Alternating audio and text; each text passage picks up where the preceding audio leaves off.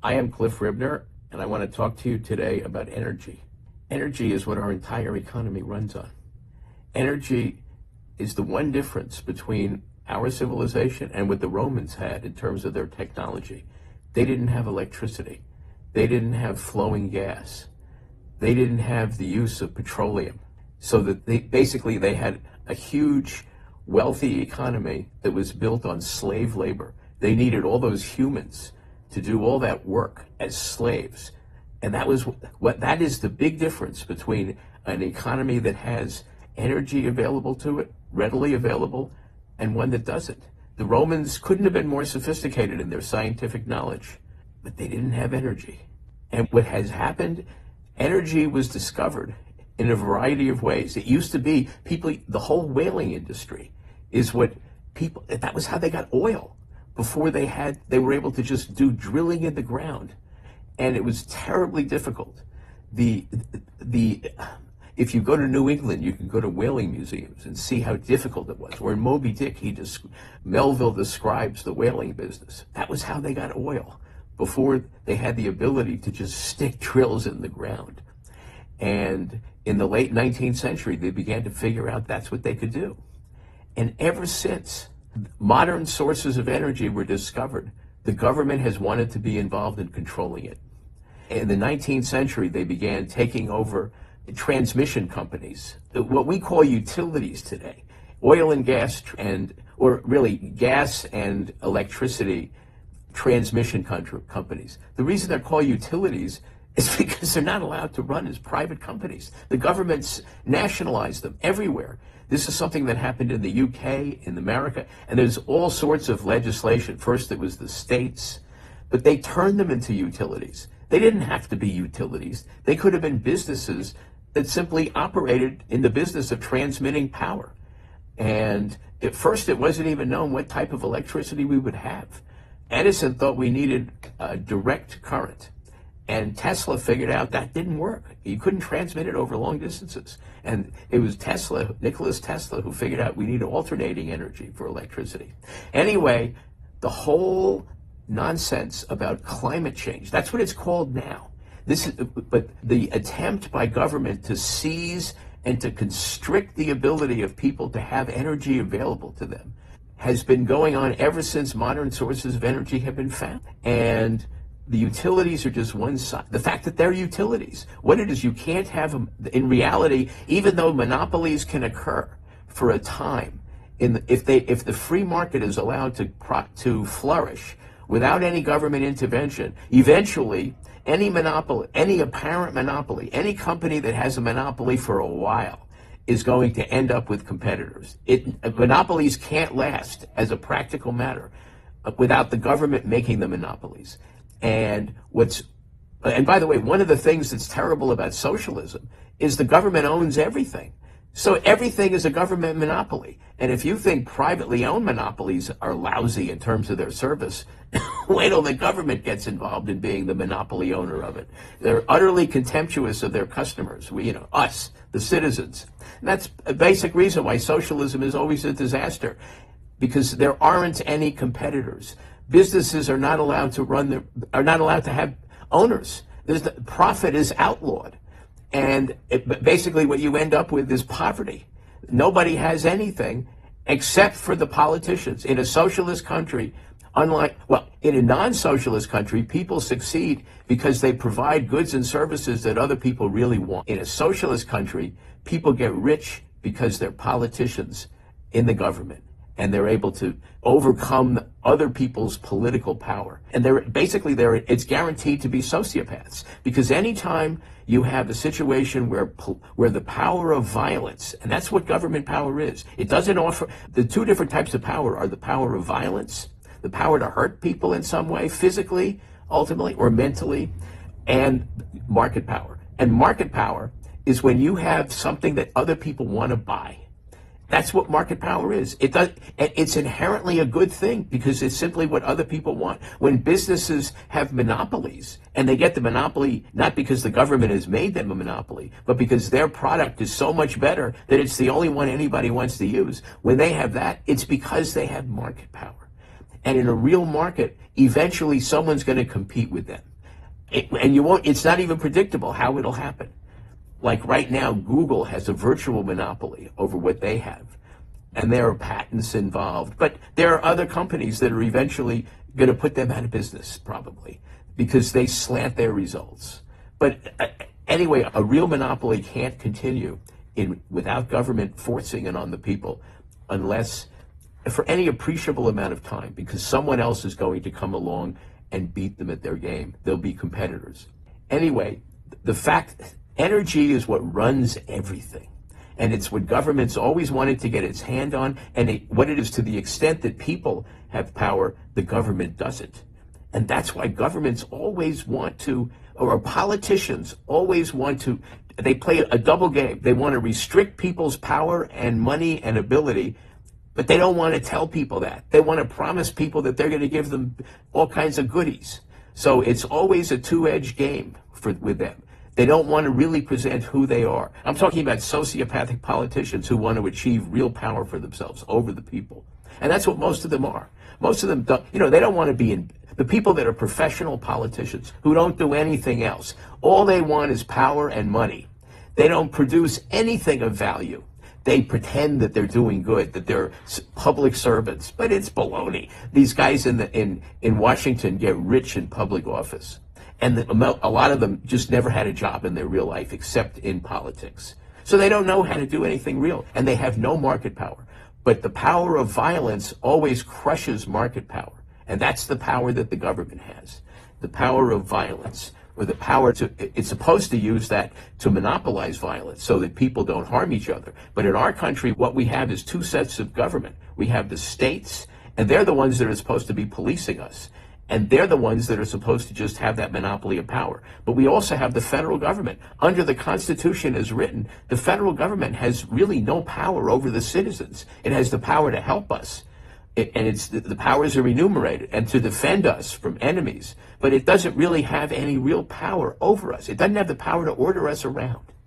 And that's why all of these agencies that have been created, which do that, they literally order businesses around.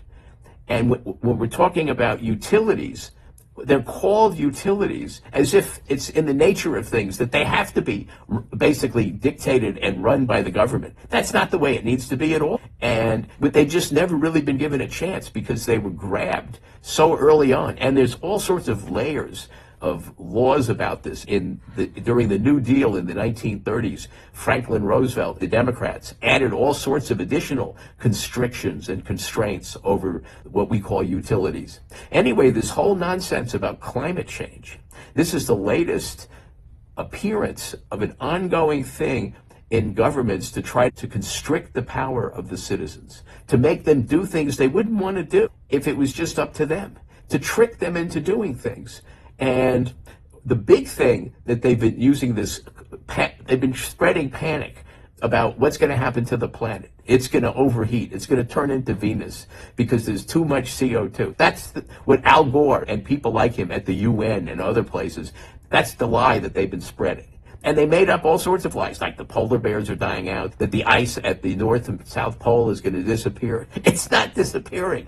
You can just look back at all the predictions they made of the ice disappearing and the seas rising. None of it happened. And if Barack Obama has spent a fortune on houses that are right on the sea, if he was really worried about the oceans rising, he wouldn't have bought those houses, but he didn't have any problem buying them. He knows it's a cynical lie to tell people that the fact that the climate is changing, and yeah, it's always changing. It's been changing since the planet was formed, but it's a lie to claim that's a big problem. And just look at some of the details of this. The amount of CO, most people are shocked to learn the amount of CO2 in the atmosphere. If you ask most people in their 20s or 30s, how much CO2 is in the atmosphere? They'll tell you something like 20 or 30%. It's 0.04%. And it's gone up by 50% since about 1820. That's with 200 years of the Industrial Revolution going on. Spewing it out. It's gone up by 50%, it went from 0.03% to 0.04%. And by the way, if it goes below 0.02%, all life on the planet disappears because all life on the planet depends on CO2. It's what plants eat. And it happens that we know about the history of Europe. And During Roman times, the most popular wines were wines from Britain. One of the reasons they liked having Britain was part of the Roman Empire for hundreds of years. And one of the reasons they liked it was because the wine was so good. Nobody grows wine in Britain anymore because it's too cold. Britain was significantly warmer then than it is now. And in fact, Greenland, people wonder, why is it called Greenland? It's got a mile of ice on top of it. Well, prior to the 14th century, it was green. Vikings lived there with the primitive technology of the day. They didn't have central heat. They had nothing like that. And they were able to live there until the 14th century. And then in the 14th century, an ice age began. And that's what the ice age continued until about the turn of the 19th century. And during that time, there were crop failures. It was very tough on Europe. The temperature was significantly colder than it had been. The River Thames froze over in the 17th century. That had never happened before in all history, at least not that anybody ever knew. And they would have known because they lived in London. Even in Roman times, there were people in London. But it may well have been a contributing factor to the French Revolution because it was an agricultural economy dependent on agriculture. And when you have lousy cold weather, it affects the crops. And there were crop failures in France during the 18th century. People really were poor. And because they were farmers, basically. Most of them were peasant farmers, so they had obligations to the local lord. So if their crops were bad, they really hurt. They had to give a tax of a significant percentage of the value of their crops every year to the landlord. And obviously, if the crop failed, it was terrible. And that was a significant problem during the 18th century. That was the end, but it was the most difficult part of the Ice Age. And anyway, we are recovering from that Ice Age. Temperatures have been going up at a relatively constant rate of about 1 degree centigrade per century since about 1820. There were no SUVs then, and it started to rise. It's a recovery from an ice age. And none of these predictions of doom have any basis in reality. Yes, there's more CO2 in the atmosphere, and that's wonderful. And it happens that the best information about what temperatures were like on the Earth, going back very far, it's contained in ice cores. They're able to drill down in the ice, and they're able to tell what the temperature was. They're able to tell all sorts of things, the composition of the atmosphere. It's really quite remarkable, and it's like going back in time, and scientists are able to read this. And what they have discovered is that there were times in the past that there was much more CO2 in the atmosphere than there is now, and it was colder. So that there's no correlation whatsoever between the amount of CO2 in the atmosphere and what the weather is. And you can see every time they make these predictions. Go back and look at all the predictions of doom that was going to happen. The planet was basically going to be destroyed by now, multiple times. It's exactly the same as it's been. The oceans have not risen significantly. There is a slight rise. And by the way, one of the reasons it rises, we are constantly being bombarded by stuff from space. And a lot of that stuff has water in it. It may be that a large part of the water in our oceans came from space originally. Certainly the whole planet did. Anyway, the idea that we have to in any way constrict our lives, eliminate our sources of energy because of some terror about the climate is literally insane. Our entire economy runs on energy. The more energy and the better the energy, the better. And the best energy is the most readily available. Stuff that we can use like in our cars, gas, petroleum or diesel, whatever we use in our cars, not electric cars. The technology of electric cars was known at the beginning of the 20th century. And Henry Ford looked at it and said, nah, that's not a good technology. And because it's easier to fill up a car with gasoline. And it works much better.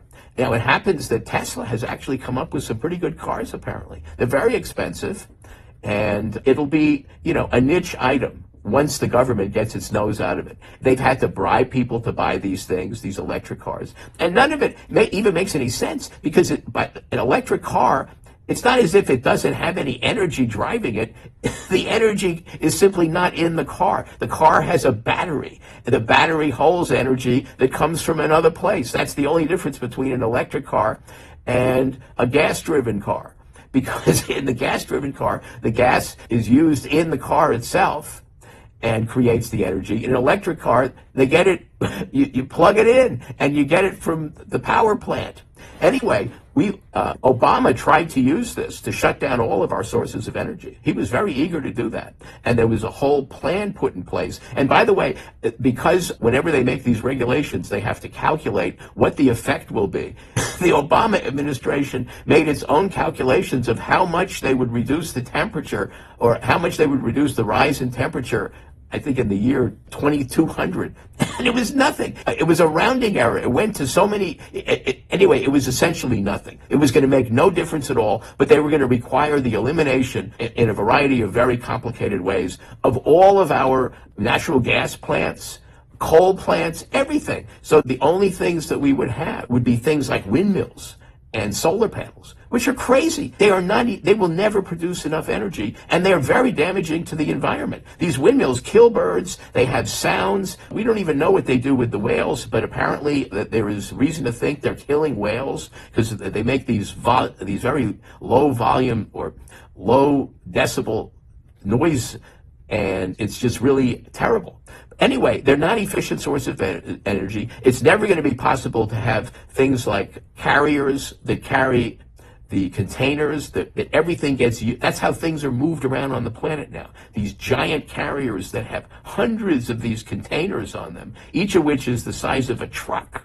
And in fact, that's what they are. They're trucks. When they get to the land, they're put on wheels, and truck drivers drive them around. There are hundreds of them on these carriers, maybe even thousands.